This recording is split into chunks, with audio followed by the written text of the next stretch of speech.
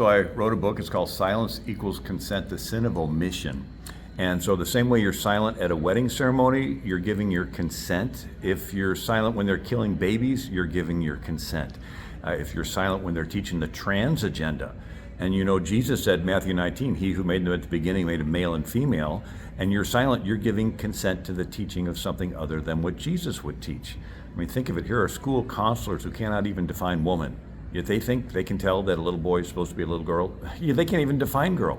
And Jesus said, if you allow one of these little ones who believes in me to stumble, better than a millstone be put around your neck and be thrown in the depths of the sea.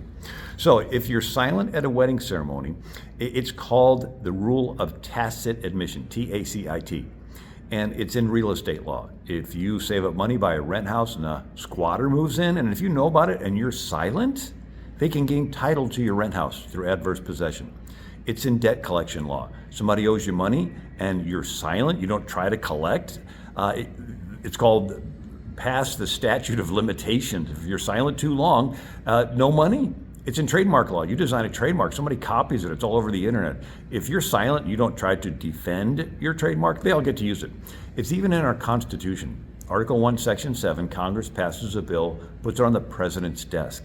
If any bill shall not be returned by the president within 10 days, the same shall be a law in like manner as if he had signed it. All the president has to do is be silent for 10 days, and his silence equals his signature.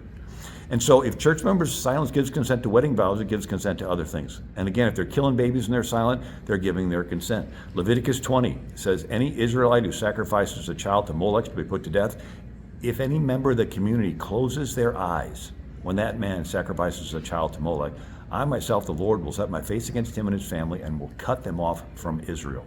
All you have to do is close your eyes while they kill the kid, and you're cut off. Apostle Paul's talking to the Lord. He says, when the blood of thy martyr Stephen was shed, I stood there silent, consenting to his death. Paul didn't throw a stone, he didn't say a word, but he knew he was guilty for the death of Stephen just by standing back silent.